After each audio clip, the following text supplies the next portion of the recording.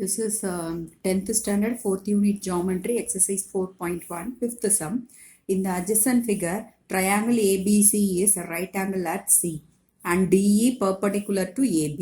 Prove that triangle ABC is similar to triangle ADE and hence find the lengths of AE and DE. So first similar na proof பண்ணனும் அப்புறம் AE ஓட value DE ஓட value find out பண்ணனும். Okay, diagram அவங்களே கொடுத்துட்டாங்க. Right angle at C and DE is perpendicular to AB இதெல்லாம் அவங்க கொடுத்துட்டாங்க. ஓகே, ஸோ நம்ம இப்போ ஃபஸ்ட்டு அந்த ரெண்டு ட்ரையாங்கிள் சிமிலர்னு ப்ரூஃப் பண்ணலாம். ஏபிசி கொடுத்துருக்காங்களா, ஸோ நம்ம இப்போ ஏபிசி ட்ரையாங்கிள் ட்ரா பண்ணிக்கலாம். ரைட் ஆங்கிள் அட் சியில் இருக்குது, கரெக்டாக? ABC triangle.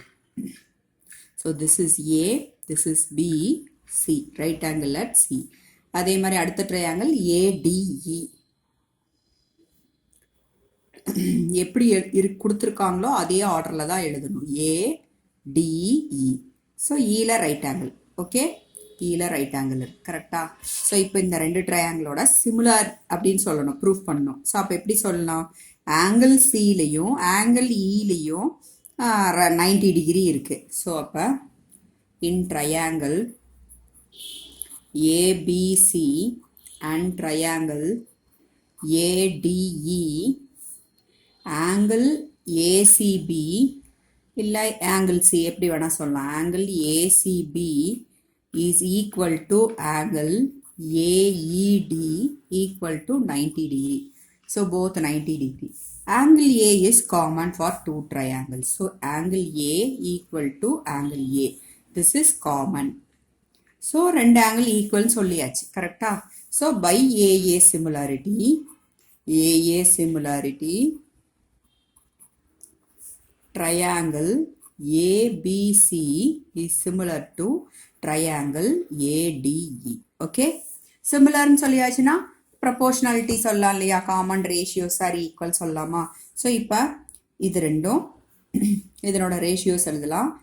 AB divided by first letter AD, இல்லை டயக்ராம் பார்த்து எழுதலாம். AB by AD which is equal to BC divided by DE which is equal to first to last to AC by AE, AC divided by AE. Okay, ப்ரொபோர்ஷனாலிட்டியில் இப்போ இவங்க measurements கொடுத்துருக்காங்க, டயக்ராமில் measurements கொடுத்துருக்காங்க.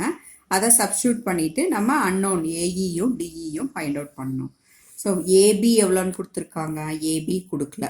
Okay, so AB தெரியாது. ஏடி எவ்வளோன்னு கொடுத்துருக்காங்க, 3 யூனிட்ஸ்னு கொடுத்துருக்காங்க.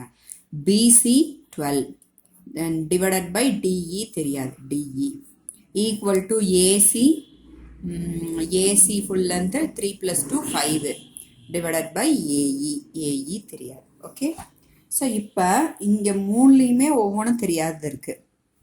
நம்ம இது ரெண்டில் இருந்தும் நம்ம இதில் ஏபியை நம்ம ஃபைண்ட் அவுட் பண்ணலாம். எப்படி ஃபைண்ட் அவுட் பண்ணலாம்?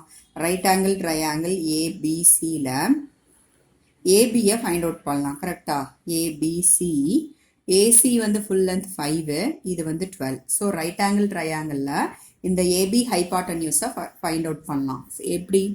பை பித்தாகரஸ் தியரம் 9th படிச்சிருக்கீங்க இல்லையா?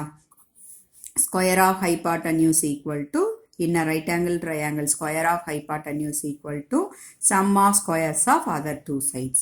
So அப்போ AB squared equal to AC squared plus BC squared.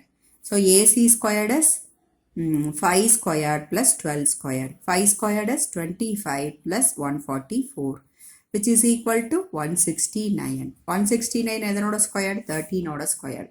So அப்போ ஏபிங்கிறது எவ்வளோன்னு கிடச்சிருக்கு? 13 கிடச்சிருக்கு, கரெக்டாக? இந்த ஏபியோட வேல்யூவை இதில் கொண்டு வந்து நம்ம இப்போ சப்ஸ்டியூட் பண்ணால் டிஇ கிடச்சிரும். அப்புறம் இதையும் எடுத்துட்டோன்னா ஏஇ ஃபைண்ட் அவுட் பண்ணிடலாம், அவ்வளோதான். ஓகே, இப்போ இந்த கம்பேர் பண்ணும்போது 3 நோன்ஸ் இருக்கணும், 1 அன்னோன் இருக்கணும், அப்போ தான் ஈஸியாக ஃபைண்ட் அவுட் பண்ண முடியும். So 13 divided by 3 equal to 12 divided by DE. Okay, இது 1ன்னு வேணால் வச்சுக்கலாம். ஃப்ரம் ஒன் இப்போ DE equal to cross multiply பண்ணிக்கோங்க. 12DE equal to 13DE equal to 12 3s are 36. So DE equal to 36 divided by 13. அதே மாதிரி next இதையும் எடுத்துக்கோங்க. இதையும் ஃபர்ஸ்ட் ஒன்னையும் லாஸ்ட் ஒன்னையும் எடுத்துக்கோங்க. AB is 13 divided by 3 equal to 5 divided by AE. So இப்போ கிராஸ் மல்டிப்ளை பண்ணுங்க. 13AE equal to 15. So AE equal to 15 divided by 13. இப்படி வச்சிட்டாலும் சரி, நீங்கள் டிவைட் பண்ணி போட்டாலும் ஓகே. Thank you, that's all.